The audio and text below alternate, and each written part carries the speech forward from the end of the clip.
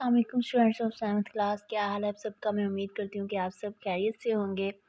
اور جیسا کہ آپ کو ڈیلی بیسس پہ آپ کو کام بھیجا جا رہا ہے، بک ریڈنگ، بک ورک، نوٹ بک ورک، تو یہ امید کی جاتی ہے آپ سے کہ آپ یہ سارا نوٹ بک کا کام اور بک کا کام یہ سب آپ لکھ بھی رہے ہوں گے اور ساتھ ساتھ یاد بھی کر رہے ہوں گے۔ تو ڈیلی بیسس پہ آپ نے یہ کام یاد بھی کرنا ہے اور جو لکھنے والا کام ہے نوٹ بک کا وہ آپ نے نوٹ بھی کرنا ہے۔ تو ہاں جی اسٹوڈینٹس، اب ہم آتے ہیں اپنے لیسن کی طرف۔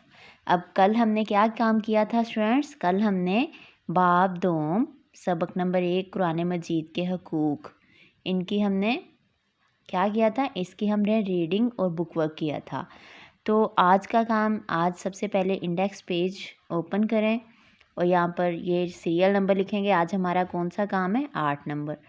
تو اس کے بعد ہماری آج کی ڈیٹ اور اس کے بعد آج ہم مختصر سوال جواب کریں گے اور آپ نے یہاں پر اپنا پیج نمبر لکھنا ہے۔ اس سے پہلے والا جو پیج ہے، اب یہ دیکھیں، اس سے پہلے جو ہمارا کام ہو چکا ہے، ہم پہلے سبق کا کام یہ پہلا پیج یہ تھا، اس کے بعد اس کے مختصر سوال جواب تھے، یہ ہمارا چیپٹر جو تھا کمپلیٹ ہو چکا ہے۔ تو اس پیج کے بعد یہ والا جو پیج ہے لانگ کویسچنز، تو اس کے بعد آپ نے کیا کرنا ہے؟ ٹائٹل پیج بنا لینا ہے، جب یہ آپ کے 2 تفصیلی سوالات کے جوابات کے بعد۔ تو ٹائٹل پیج پہ آپ نے کیا لکھنا ہے اسٹوڈینٹس؟ اچھا تھوڑا بڑا سا کر کے اچھی سی لکھائی میں، خوش خطی میں آپ نے باب دوم سبق نمبر 1 قرآن مجید کے حقوق، وہاں پر آپ یہ اچھے سے کر کے لکھ سکتے ہیں۔ اس کے بعد آج کا ہم یہ پیج ریڈی کرتے ہیں، ڈیٹ لگا کے، دن پہلا دن، اور یہ باب دوم سبق نمبر 1 قرآن مجید کے حقوق۔ اب ہے سوالات کے مختصر جوابات لکھیں۔ سوال نمبر 1 ہے ہمارا، قرآن مجید نے انسانوں کو کن الفاظ میں جھنجھوڑا؟ یعنی جھنجھوڑا کیا ہوتا ہے؟ ایک ہوتا ہے کہ کوئی بات آپ سے کہی جاتی ہے کہ یہ کام کر لو، یہ کام نہ کرو۔ جھنجھوڑا ہوتا ہے جب آپ کو ایسے، مطلب آپ اپنے ہی کہیں گمسم بیٹھے ہوئے ہو تو آپ کو ہلا کے کوئی بات کہی جا رہی ہوتی ہے، مطلب آپ کو ٹچ کر کے کوئی بات کہی کی جا رہی ہوتی ہے۔ تو قرآن مجید میں انسان کو بار بار ان الفاظ میں جھنجھوڑا گیا ہے کہ تم سنتے کیوں نہیں، تم سوچتے کیوں نہیں، تم عقل سے کام کیوں نہیں لیتے۔ اب دوسرا سوال ہے، قرآن مجید کی روشنی ہمارے لیے کیسے فائدہ مند ہو سکتی ہے؟ تو قرآن مجید کی روشنی ہی ہمیں زندگی گزارنے کے لیے واضح اور سیدھا راستہ دکھاتی ہے۔ یعنی قرآن مجید کی تعلیمات ہی کی وجہ سے، قرآن مجید ہی کی وجہ سے ہمیں زندگی گزارنے کا سیدھا راستہ ملتا ہے، ورنہ ہماری زندگی بالکل اندھیرا ہے۔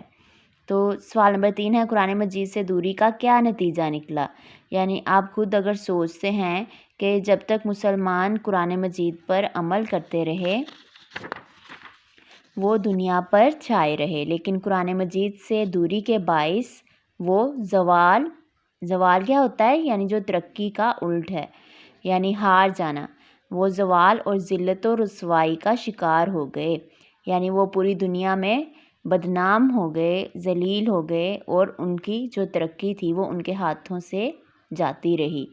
تو جب تک مسلمان قرآن مجید پر عمل کرتے رہے تو تب تک انہوں نے ترقی حاصل کی۔ جیسے ہی انہوں نے قرآن مجید کو چھوڑا تو وہ پستی کی طرف آ گئے، جو ان کی ترقی، کامیابی، پوری دنیا میں جو ترقی حاصل کر رہے تھے وہ ترقی ختم ہو گئی۔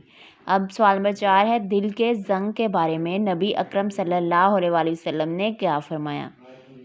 کسی نے پوچھا، اے اللہ کے رسول، دل کے زنگ کی صفائی کس طرح ممکن ہے؟ مطلب ہم مسلمانوں، ہم لوگوں کے دل، جیسے ہر چیز لوہے کو زنگ لگ جاتا ہے اور وہ خراب ہو جاتی ہے، اسی طرح ہمارے دلوں کو بھی زنگ لگتا ہے۔ تو ہمارا دل کی صفائی بھی بہت ضروری ہے۔ تو ہم دل کی صفائی کس طرح کر سکتے ہیں؟ تو آپ صلی اللہ علیہ وسلم نے فرمایا کیسے کر سکتے ہیں؟ ہر وقت موت کو یاد کرنا اور قرآن مجید کی کثرت سے تلاوت کرنا، یعنی ان 2 کاموں سے ہمارے دل کی صفائی ہوتی ہے، ہمارے دل کو سکون ملتا ہے۔ اس کے بعد ہے، تبلیغ قرآن کے حوالے سے حدیث رسول لکھیں۔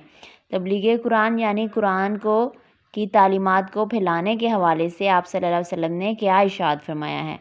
نبی اکرم صلی اللہ علیہ وآلہ وسلم نے فرمایا کہ میری طرف سے پہنچا دو، خواہ وہ ایک آیت ہی کیوں نہ ہو، یعنی جو بھی بات آپ کو پتہ ہے، کوئی بھی حدیث، کوئی بھی آیت، تو اس کو ایک دوسرے کو بتا دیں، یعنی ایک دوسرے کے ساتھ شیئر کریں، اپنے چھوٹے بہن بھائیوں کو بتائیں کہ مطلب جو چیز آپ کو ہمارے مذہب اسلام کے بارے میں پتہ ہے اسے دوسروں تک بھی پہنچائے۔